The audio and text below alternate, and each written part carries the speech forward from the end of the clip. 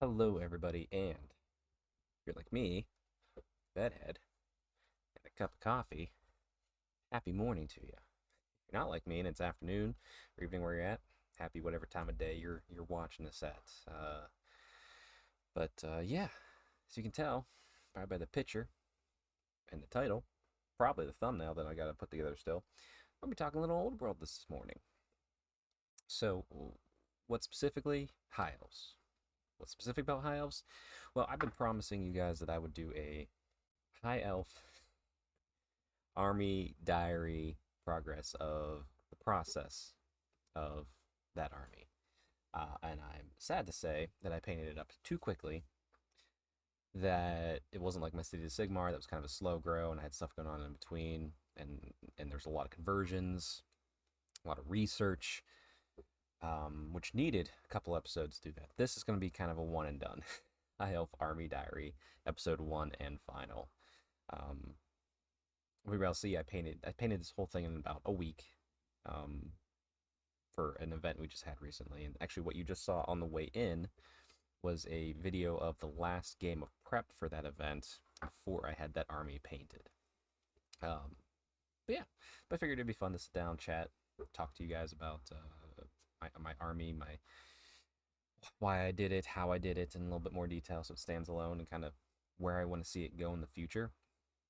I am happy to say that despite a bad start, bad track record with the High Elf army, that I was successfully able to turn it around and start figuring things out with this army. Doesn't mean I win every game, but I feel much more confident in playing any game and having a shot. Um, but yeah, let's just dive right in to the very first one. Even though you saw everything in that little brief video, boom. So here's the first. Sorry, these images. Oh, there we go. Cleared up a little bit. So Seagard, and also quick shout out to my good buddy Tom, who had a bunch of extra high elves lying around because I guess this is a previous too. I wanted to start a new high elf army. I have 15 to 20,000 points of high elves down here, just sitting there, painted, fully ready to go, that I've used through 8th edition and onward. Um, and my goal for this was to start a new army for high elves on the new size basing, and I didn't want to rebase my old stuff. Leave that where it's at. Maybe a few things came across, got ported over, like where I had so much extra, like archers. Um, but yeah, I wanted to leave that where it was in case I play 8th edition, an older version of fantasy. Plus, I got the trades. If I ever want to borrow them, I can to try stuff out. So they were locked. They're fine as they are. So this was my first new army for the old world. I have another one coming up here soon, and then you'd think it'd be Tomb Kings because you could probably see those on my feed here soon. But I'm painting those to go with my old 8th edition army as far as bases. So I'm not going to consider it a new army. But after that, Bretonnians will be a new, true old world army. So High Elves, my first true old world army. Big shout out to my friend Tom, who had a bunch laying around, and he gave me a solid deal on it. So thank you, Tom.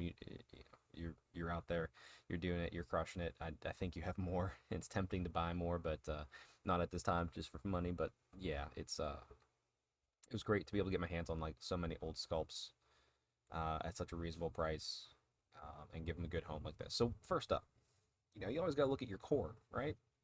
Seagard. Now, when I was envisioning this army, I wasn't fully focusing too much on rules. I figured I could everything in all the books look pretty solid. Like like there's a good chance you can play and win with everything in these books. And sorry, my furnace is kicking on, so if you can hear it in the background, I apologize. I forgot to turn that off, but we're going. Um, so I was like, let me build an army how I would want to build an army in the narrative in my head. Obviously, as you saw and are well aware 1,000 times, Tirathi is my leader. She's in the old world as a high elf before she fell to Cain and followed Tyrion and Marathi during the end times before she was resurrected as the daughters of Cain, essentially in Age of Sigmar. But where we're at right now. Sorry, I could go on random tangents, and I should just do a self talk about Terathi for like hour episode, but one day. So Seagard, As you can tell in the old world map, if you look at it, I should have had it brought up here. If I can remember to splice it in, I will, but I probably will forget. Um, we're traveling across the sea. We're not in Uthwan. We're not defending the home territory of the High Elves. We're defending some of our tors, our watchtowers, our little settlements we still barely have in the old world. Um, returning to see which ones are there, which ones are not. So, if you're on the sea, you're gonna be with the Seagard. Wow, I really got that bedhead. So Seagard, we're gonna be the mainstay of my core, just as one half of it essentially. So grabbed a unit 20 of them, and I grabbed lots of units of 20. It's like really you got to run these, and like you see them ranked up here in units of 5. I'm running them units of 6, so I need to get some extras here and there just to make units of 21, or I'm usually running 18s, but it's fine. So the Seagard, and I love the Seagard because one, they're fun sculpts. They're probably were the hardest sculpts to paint. And like I said, everything you're gonna see at the start here is gonna be all just primed. I'll show you the grand reveal at the end, Sigmar style. Um, but since they're so flat and they did lots of different types of detail, they were much more challenging to paint than anything else. Granted, I've painted so many of these, it's just it is not that difficult for me. But like, yeah, they're just as forewarned if you're newer painters. Lots of different textures and details on these ones specific, but it's well worth it because in the game, oh boy, spears, bows, stand and shoot, reform, all this glorious stuff. I absolutely adore them. Started actually falling in love with them near the end of 8th edition, like this past year. When me and my friends were playing it, I was always like a archer and spear and silver helm guy. But man, these guys have taken my heart in the old world. I love them. So yeah, nice big block of them to start. Next up, now these are not core, as you can tell, but you can run them as core, and I do on my list. Um, so Sisters of Avalon. Um, when I was building my list, like I said, I was allowing myself like let's stick to like a narrative. What would be on a boat? What would come over? What would be haughty and come over? And if you didn't want it to, and then I allowed myself one fun choice, and that fun choice was Sisters of Avalon because they were always so clutch for me in 8th edition. Like I just knew I didn't want to be without them.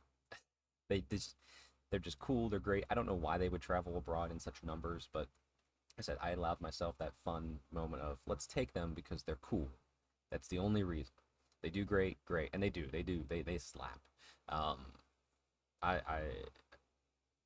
being skirmish, you can ambush them, make them stubborn.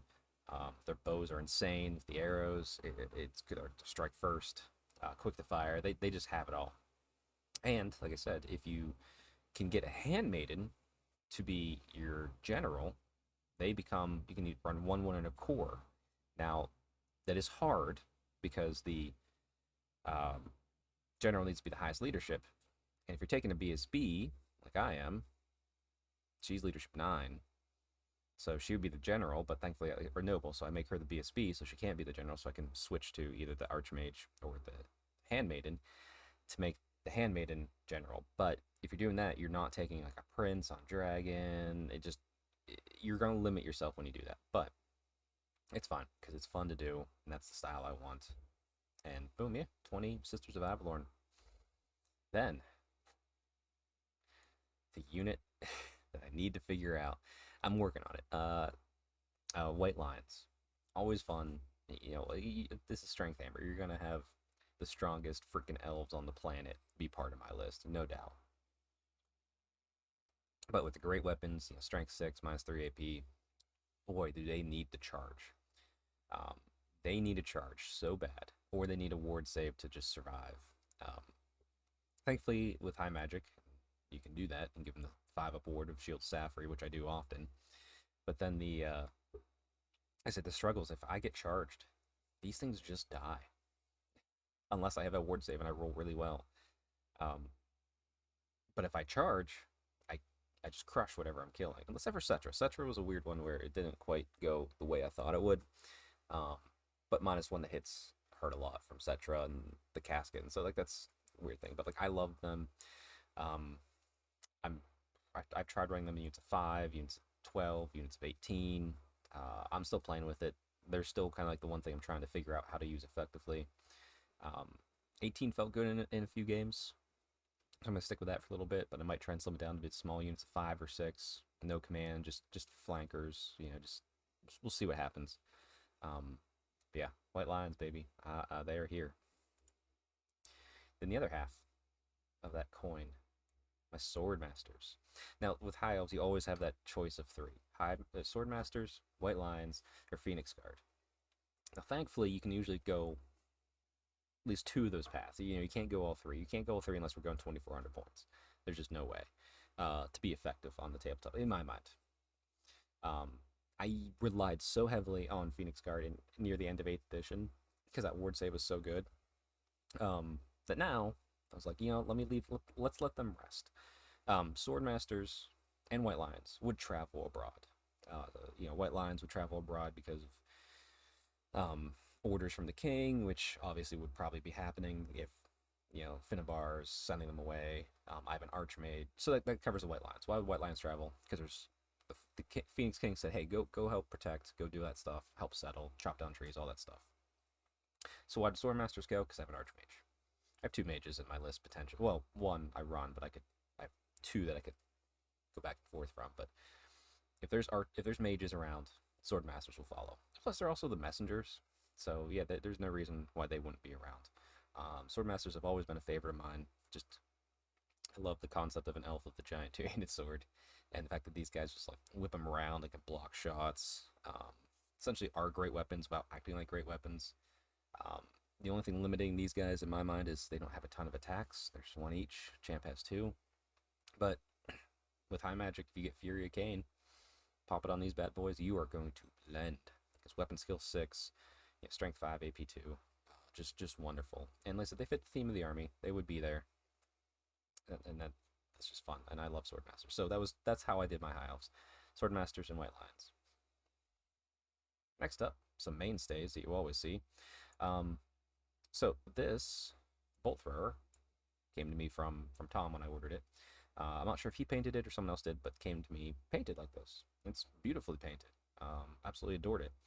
The only thing I did to this was I added some color on the wingtips here, and actually I stole the red gem theme across the whole army because I loved it. Changed the wood to match the wood in my army, like the browns and the silk and the grays, and added some purple into these guys. I didn't change too much because I didn't want to, obviously, and then I repainted his hair because it was a little But yeah, he was missing. There's some kit bashing because they were missing like parts of an arm, but like still beautifully painted. So I didn't want to just repaint over something that was stunning like that. So I just adapted them eventually to fit my army. And then these, you're gonna tell, you're gonna laugh. So 10 archers. Why did I have 10 archers? Oh, and obviously, Seagard have Bol Throwers, so they're gonna be here. Archers will just come around. You could hire archers anywhere, so that's why archers are part of this army too. I haven't really used them too much, but why do I have 10 random frickin' archers? That's a good question. Well, I had 50 in my old High Elf 8th edition army. And I looked at everything I had. I had like 20 of each horse cavalry unit. I had 40 of every type of infantry pretty much, with the exception of Sisters of Avalon and I'm drawing a blank. Why am I drawing a blank on them? Oh my goodness. The other half of that box. Sorry, I have to look this up. It's gonna drive me crazy. I can't remember it. Althanar, Nagarathian. Oh my gosh. Nope. Shadow Warriors. Oh, my brain. Sorry. I only have 20 of those, but that's fine. But since I had 50 of these, let's take 10, port them over to Old World, whether I use them or not. Because I already painted. As you can see, another reason why I'm not rebasing at least a ton of my old 8th edition stuff is because you can tell I've rebased my High Elves multiple times. Look at those feet. Just covered in flock.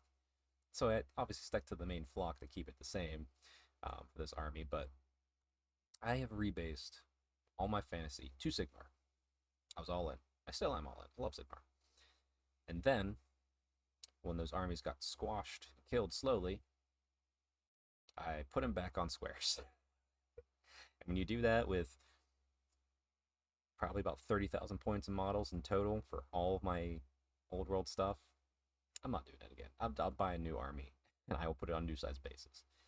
I think the only army I never rebased was my dwarfs, for whatever reason. So they're the true mainstays. But 10 archers, they're painted up. I had to adjust the purple because I changed the purple in my scheme a little bit ago. But still, they blend. They're nice. I don't really use them, but I'm happy they're there. They're cool. Then some Illyrian Reavers. So these 5 Illyrian Reavers were part of my old collection as well. As I said, I think I had 20, yeah, 25 Illyrian Reavers. So I could take 10, or take 5, port them back, still keep that 20 cavalry in the old 8th edition High Elves, update the colors a little bit, get them going, and then these 5 were from Tom, where I picked it up from. I said I don't know if he painted them or if he got them painted himself whenever he picked them up, but they're fairly nicely done. I did go and update the colors a little bit, but I kept the horses the colors that they were. Kept some of the white cloth there. Just, it's fine. It blends in. It doesn't detract, but change the feathers, a few things here and there, just so it blends with the army better. But yeah, and why do I have Illyrian Reavers? Because I've always envisioned my favorite part of the Ulthuan Island was Illyrian.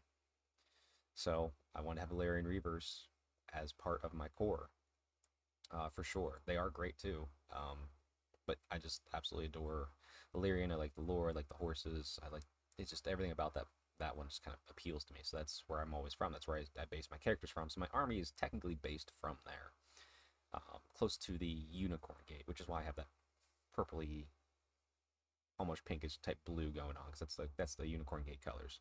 But yeah, and also I always take the banner of Illyrian, whether it's good or bad. I love it in the High Elf army. It's my new Kraith, as I say. And then these were fun. These were a gift from the Ho Ho Hobby Vices. Check out Andrew Dart over on Instagram and Twitter. Ho Ho Hobby Vices, or just Hobby Vices. It's a great little yearly Secret Santa for Warhammer. If you have people in your family that don't buy you Warhammer or they don't understand it, this is a great way to get that, or just share some joy. But I was gifted 5 Dragon Princes that they picked up. Sealed. It was great. I was like, they were excited for it. Also, the image you saw, yeah, it's AI generated, but I'm not selling it anywhere. It's just for fun. But they made that up. They took the time to work through that, and all that sort of fun stuff. And also like a shirt you've probably seen me wear. And no, that shirt's not for sale because I'm not going to sell AI art or a gift. But Dragon Princess. So these were a gift. So I looked at it as I'm building this army, like these have to be in here. These were a gift. I need to have them in the army.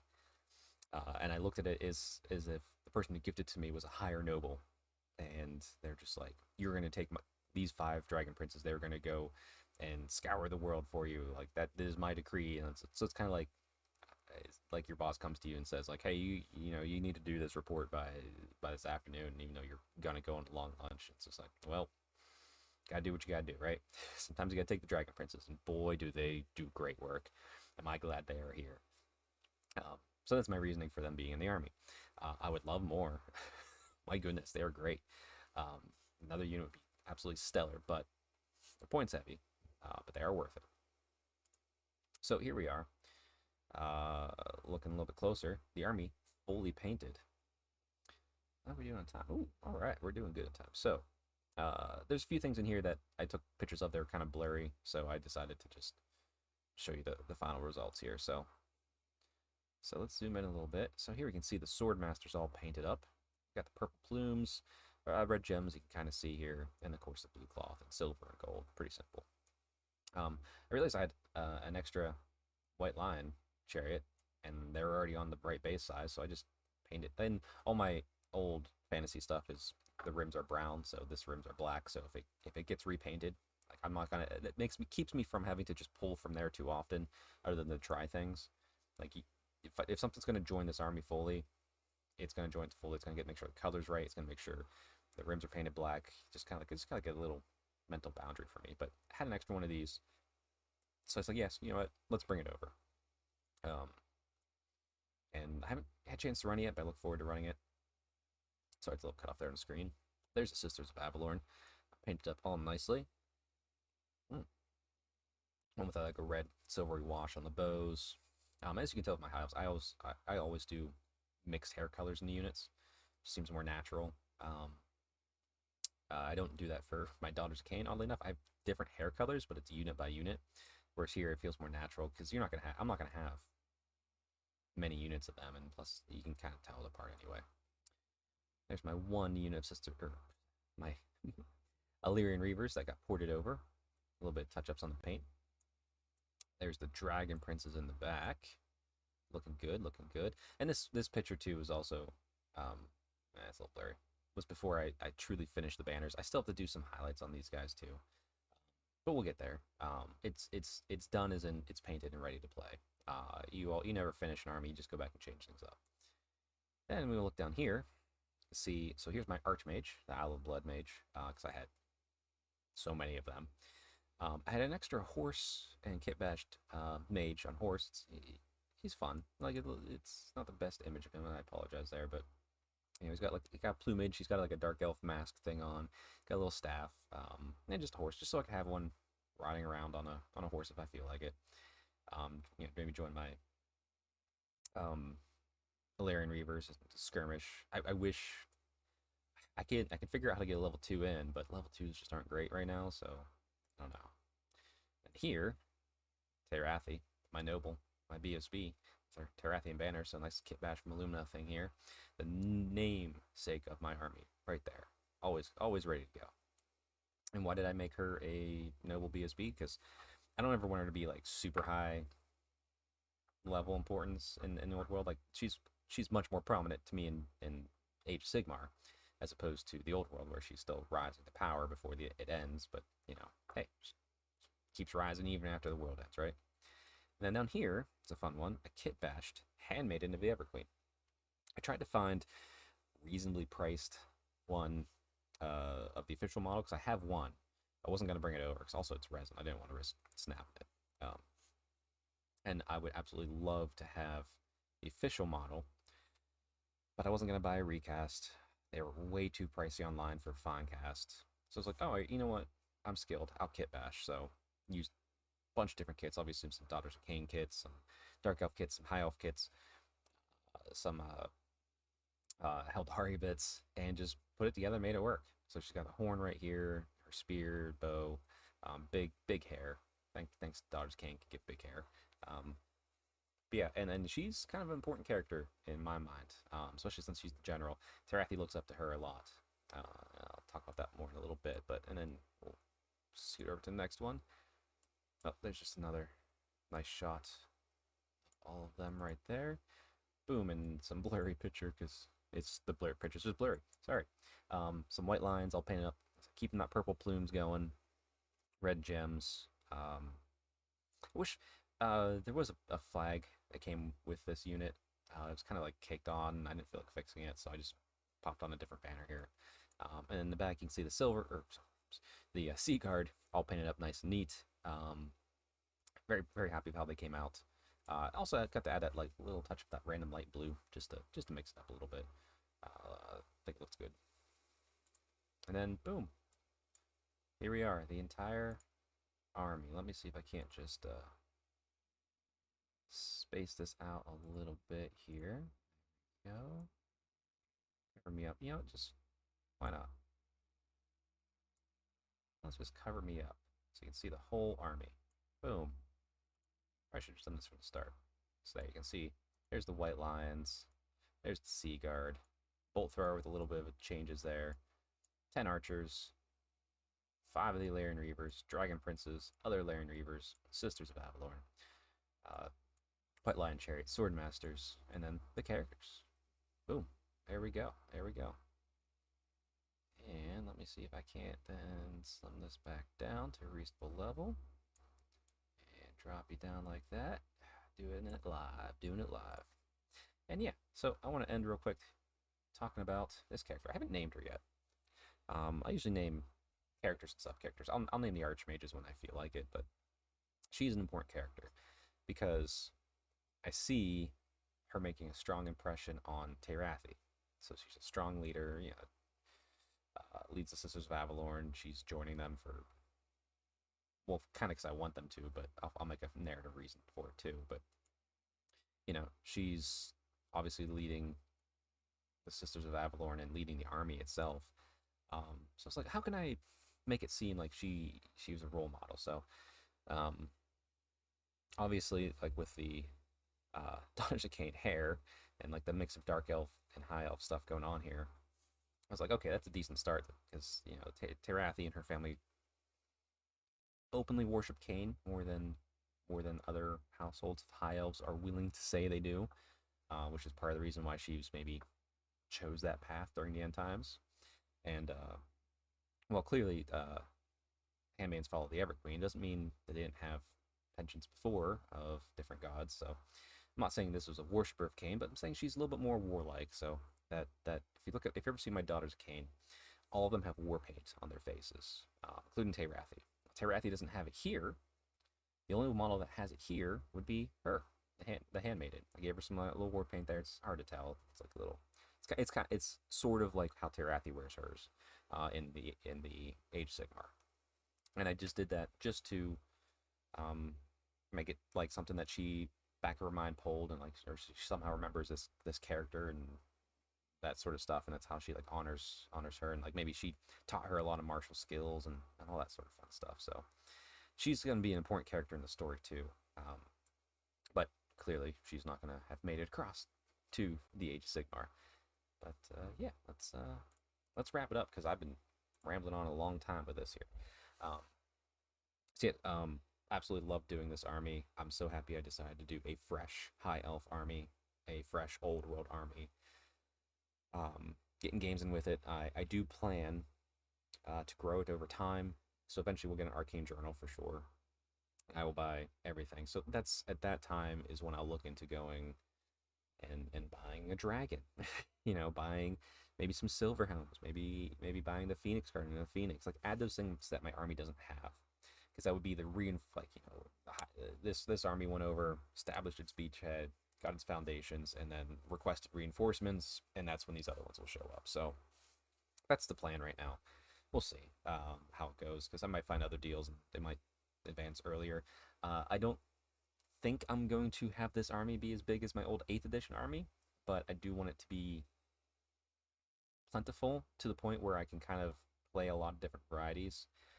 Maybe have at least one unit of everything in the book with this army. I think would be like a good goal to have. So we'll see how that goes. It's going to be a very slow going process because I'm not rushing it. I will play with what I have and mix and match within there as I can and add as I can as well. But I hope everyone out there is doing good with their old world armies. I hope you're crushing your games, killing your foes, all that sort of fun stuff, and just getting paint on it and having a good time, whether you're rebasing, not rebasing, new army, just using an old army with the trays that space them out, or even if you're using Age of Sigmar armies and using trays to help space those out. I hope you're having fun with Old World. If you are working on an army for Old World, let me know down in the comments. Be sure to like and subscribe. And everybody, until next time, make sure you stay Stormcast strong and happy hobbying.